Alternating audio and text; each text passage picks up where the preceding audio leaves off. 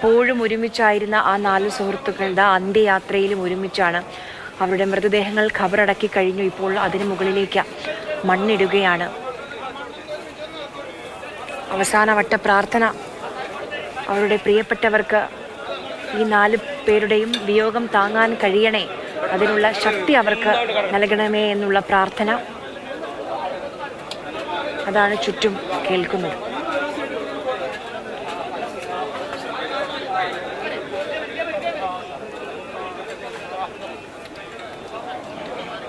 ഇനി ഈ 4 കുരുന്നുകളും ഓർമ്മ മാത്രമാവുകയാണ്. ആ ഖബറുകൾ മണ്ണിനാൽ മൂടപ്പെടുകയാണ്. അവസാനമായി ഒരു പിടി മണ്ണിടുകയാണ്.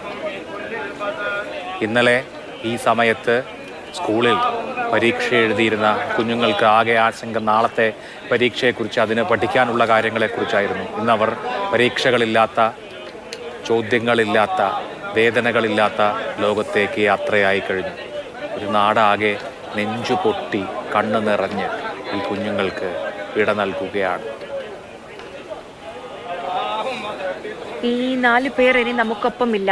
പക്ഷേ ഇവരുടെ മരണമെന്നല്ല, കൊലപാതകമെന്ന് വേണമെങ്കിൽ പറയാം. അത് നമ്മളോട് ചോദിക്കുന്ന, കേരളത്തോട് ചോദിക്കുന്ന, അധികാരികളോട് ചോദിക്കുന്ന ചില ചോദ്യങ്ങളുണ്ട്. ഇവർ ചെയ്തിരുന്ന ഈ 4 കുരുന്നുകൾ ചെയ്ത തെറ്റെന്താണ് എന്നാണ്. ഇപ്പോൾ യോഗം ചേരുമെന്നും, ഇന്ന് അടിയന്തര യോഗം കളക്ട്രേറ്റിൽ 2 മണിക്ക് ചേരുന്നുണ്ട്. ബ്ലൈൻഡ് സ്പോട്ടുകൾ കണ്ടെത്തുമെന്ന് ഗണേഷ് കുമാർ പറയുന്നുണ്ട്. പരിശോധനയിൽ ലോറിക്ക് ഒരു പ്രശ്നവുമില്ല എന്ന് കണ്ടെത്തിയിട്ടുണ്ട്. ഓവർലോഡ് ഉണ്ടായിരുന്നില്ല എന്ന് കണ്ടെത്തിയിട്ടുണ്ട്. അങ്ങനെയാണെങ്കിൽ ഇത് ആരുടെ പിഴവാണ്? ചോദിക്കുന്ന ആളുകളൊക്കെ അപകട മേഖലയാണിതെന്ന് ആവർത്തിച്ചു പറയുന്നുണ്ട്. അറിയാമായിരുന്നെങ്കിൽ എന്തുകൊണ്ട് നടപടി സ്വീകരിച്ചില്ല?